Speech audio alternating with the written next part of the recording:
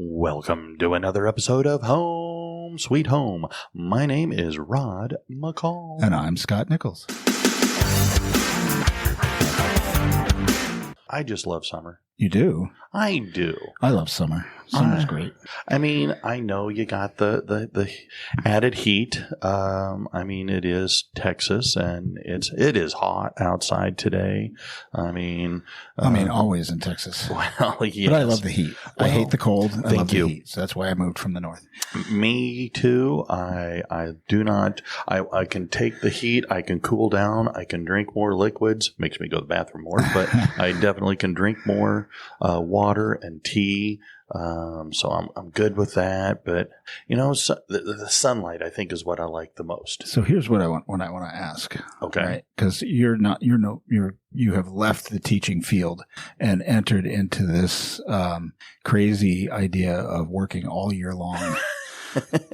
Which is something that in previous times that we've talked about, maybe doing year-long school, I told you if we do that, I'm out, right? Like part of the reason that I teach, I love teaching, I love the kids, I love all that, but part of that reason is that I get to recharge over summer. Yeah.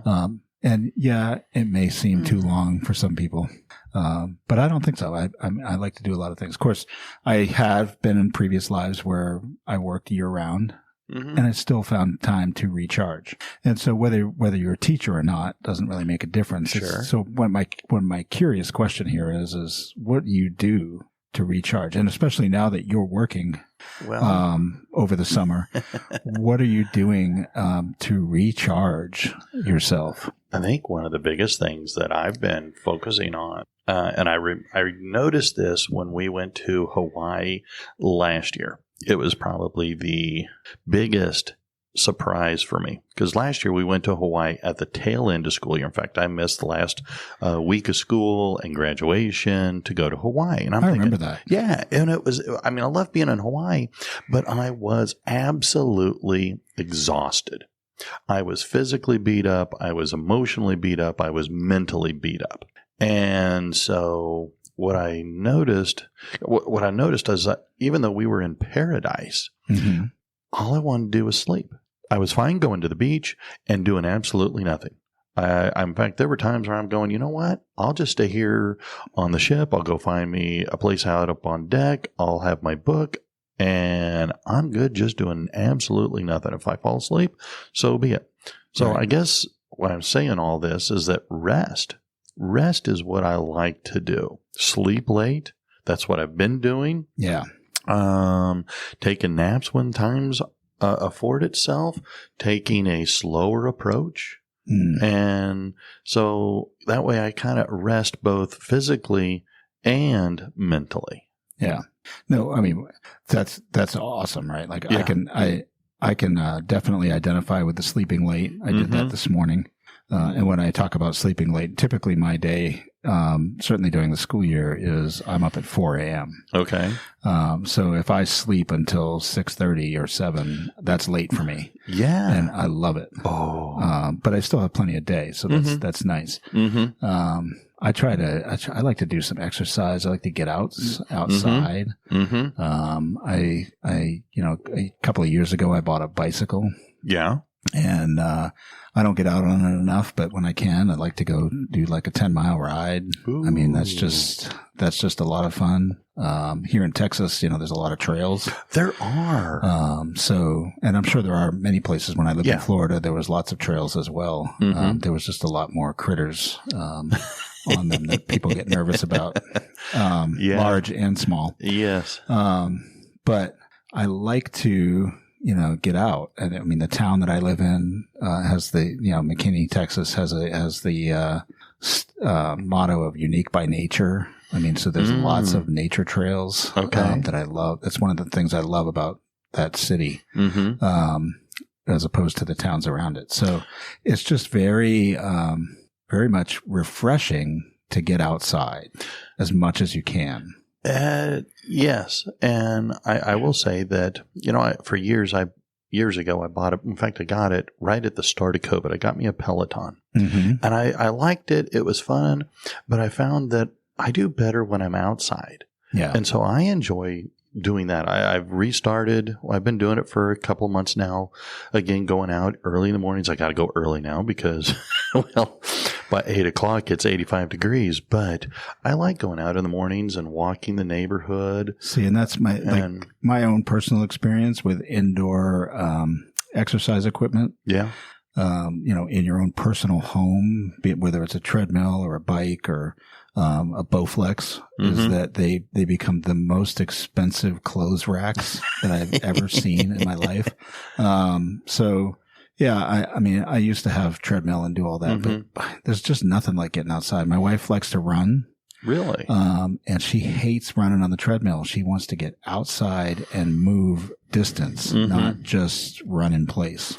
And there's a big difference between the two. And so getting outside is like my key thing. And it can include going to the beach. Yes. Which we don't really have much of here in North Texas. No. So that's a drive or a flight, which you're doing. This summer. Yes. So, and I've already done. Yes.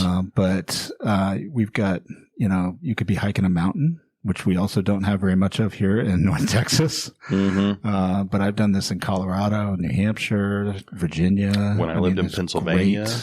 Great places to hike.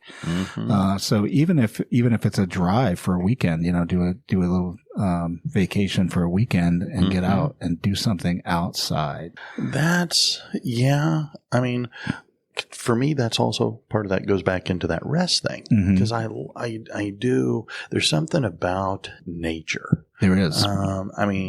There's a quote here that I found from Lao Tzu, a Chinese thinker, Eastern philosopher, and he says, "Nature does not hurry." No, and it's kind of like I like it. My mom and dad have a place out in the middle of nowhere, Arkansas.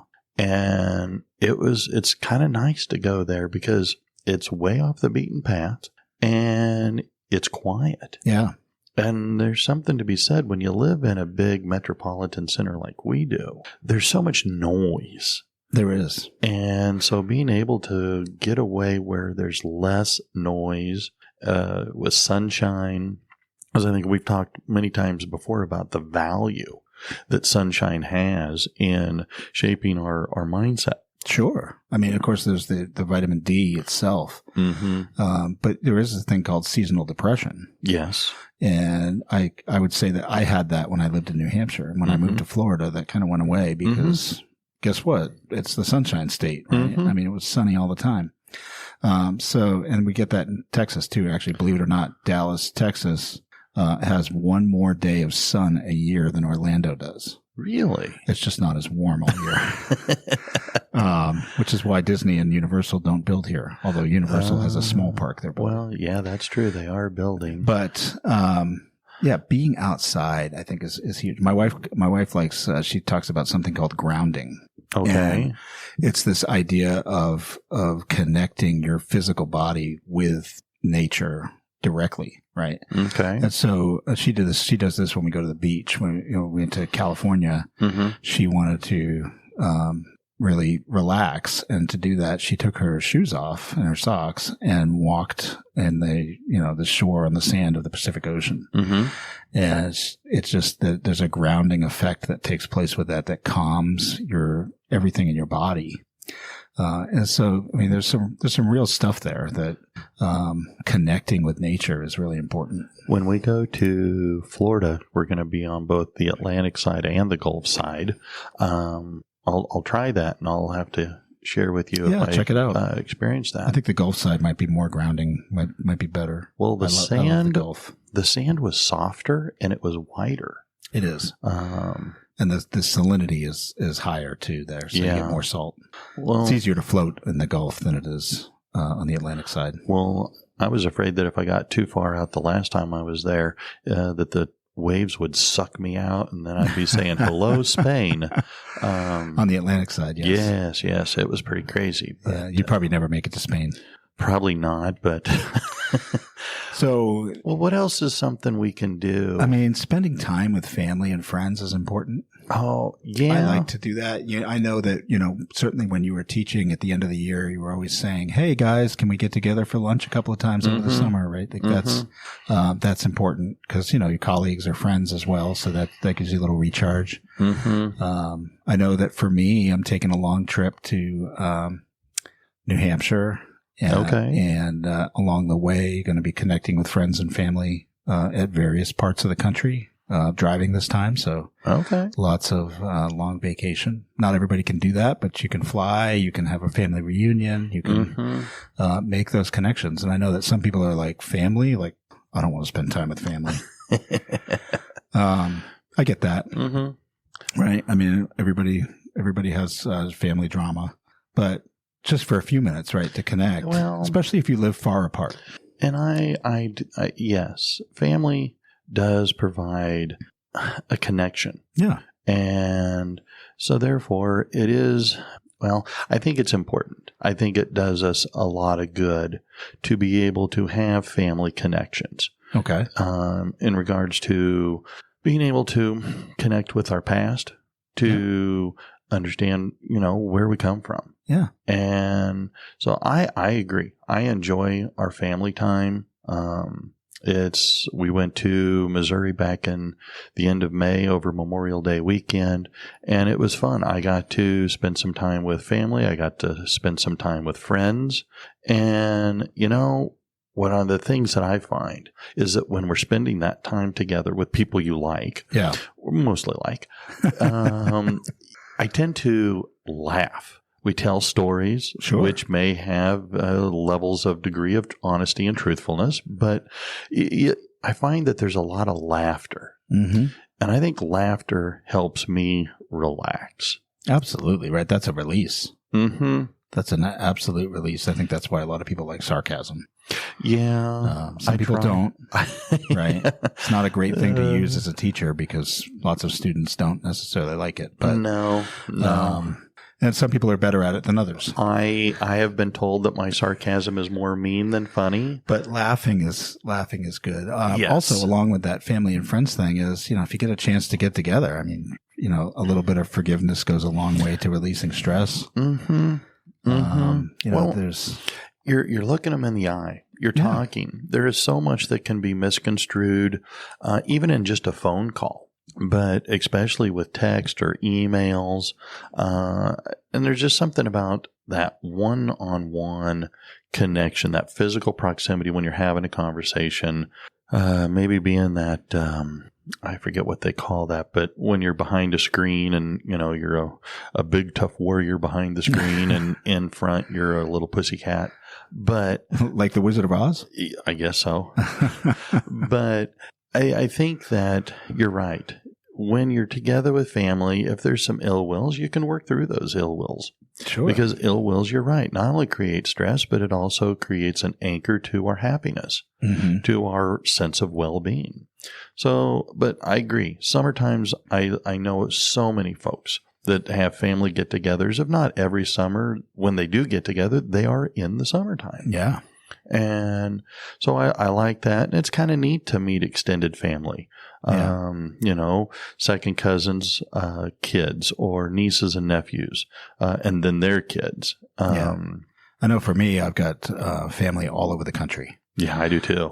West Coast to East Coast, North to South, everywhere. And so if I'm in the area and I can get together with them, I will try to do so.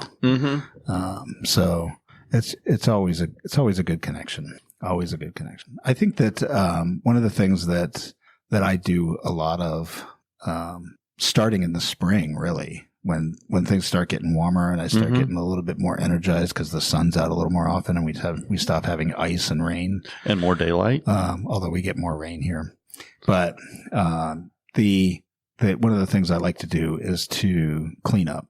What do you mean? Just my junk.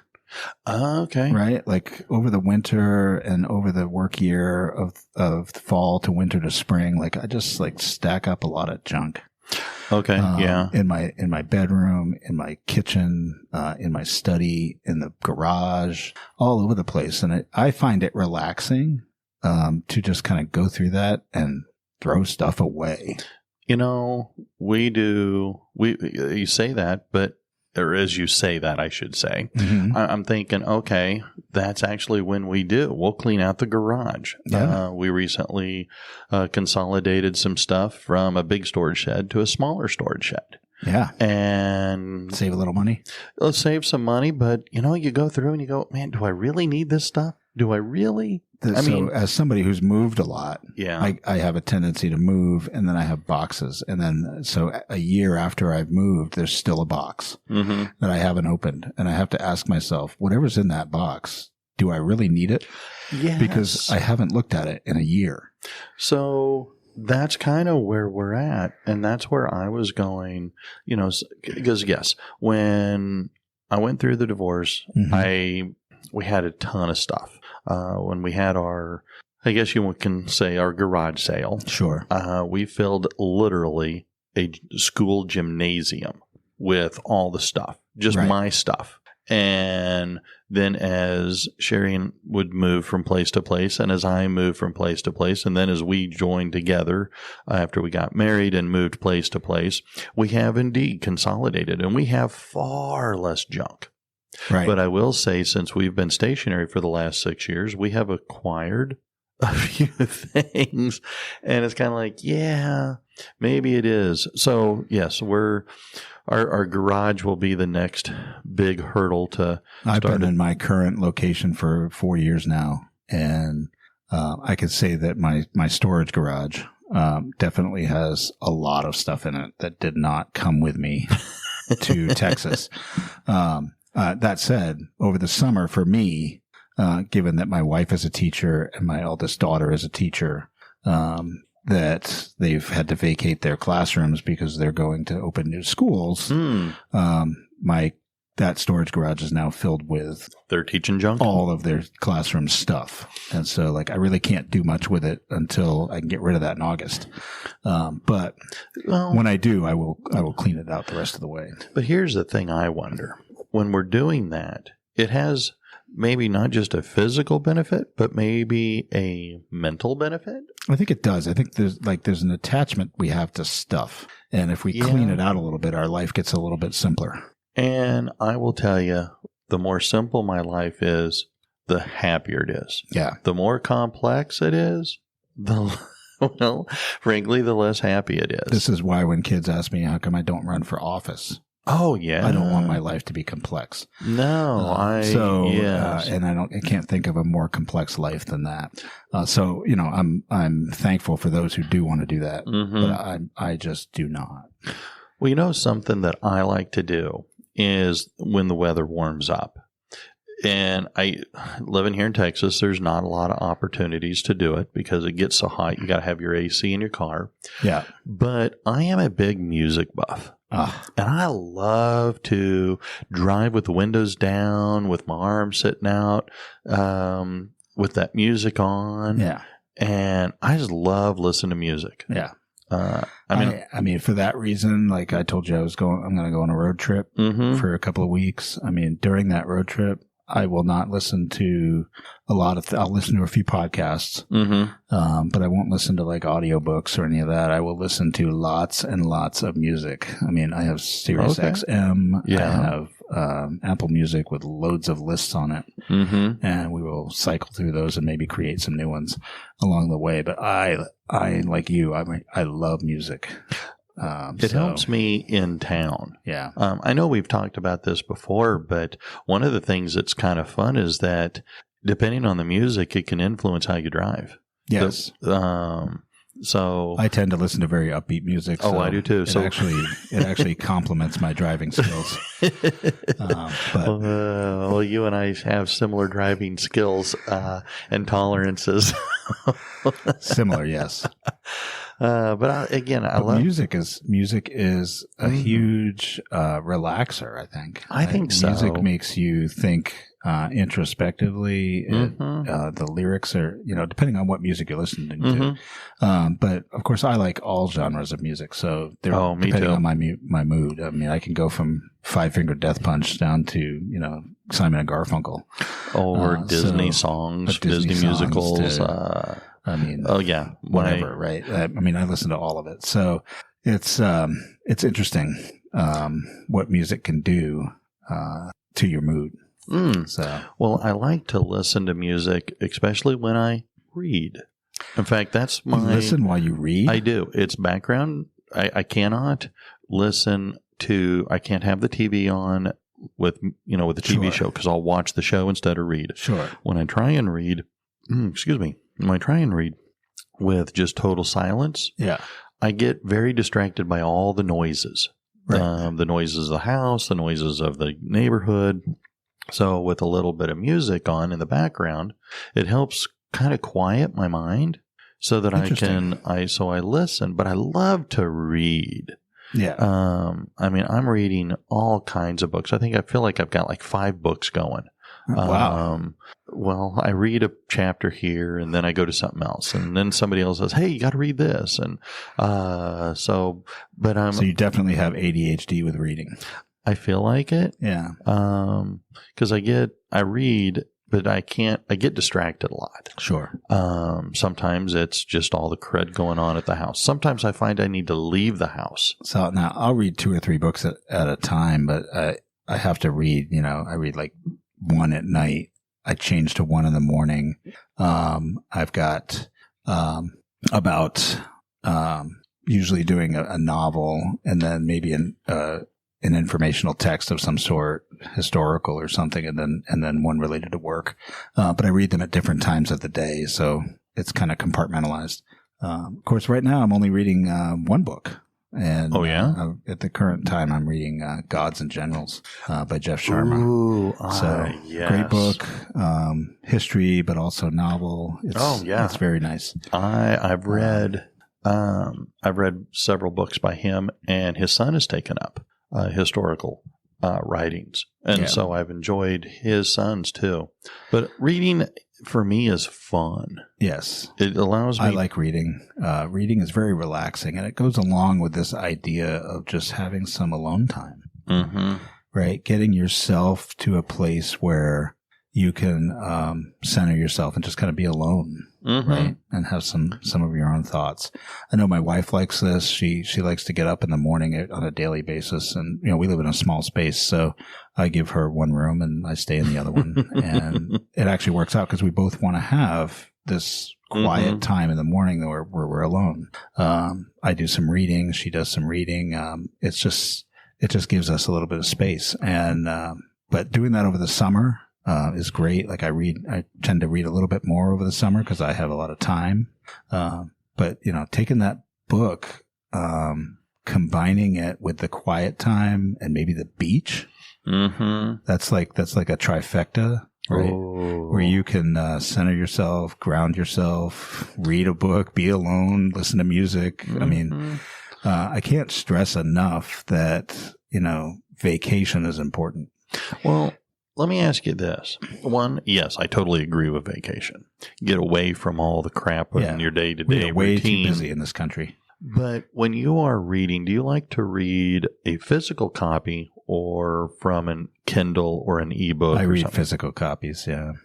Well, the reason why I ask, because yes, I'm a big physical. I cannot read very well off a screen. I mean, I have journal articles, professional journal articles that. I mean, I got myself some blue light glasses, so I can. Oh, really? But I just unless I'm on a plane, maybe on a plane, I might read from a digital device because it's easier to carry. Okay. But otherwise, it's just I just can't. Well, the reason why I ask is because one of the things that is beneficial to us is taking a break from our screens. And whether it's a TV, but more specifically, our laptops, our computers.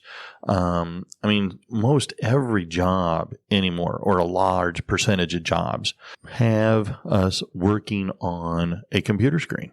Right. And so part of recalibration that you can do during the summertime is taking a break from all of our technology, from our cell phones and the like. And I have to say that it's hard for me to do that.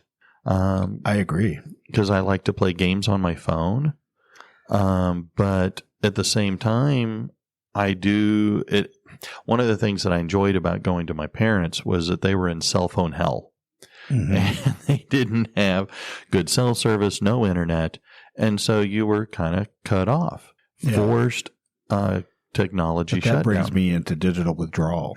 If I'm forced into it, it's a problem. If I voluntarily do it, it's a little easier. Well, true. But still, however it occurs, that's kind of a good thing. Yeah. And so if we're going to talk about our summer recharge, well, should we throw in something about not having so much time addicted to our electronic devices?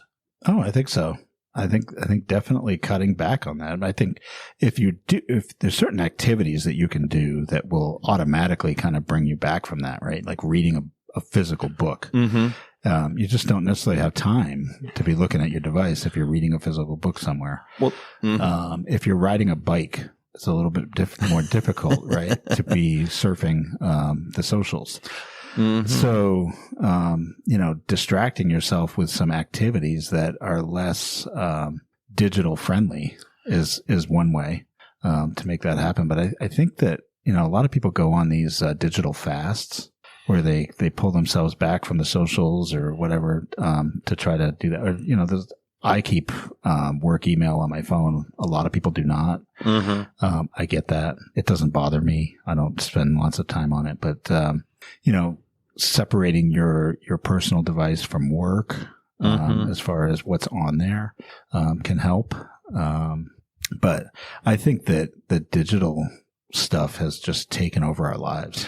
And I long for the 80s when I used to, as a kid, would just get on my BMX bike and disappear for the entire day, and nobody knew where I was or what I was doing, and I didn't look up anything to find out, is that thing dangerous? Mm-hmm. You just did stuff. You did. And,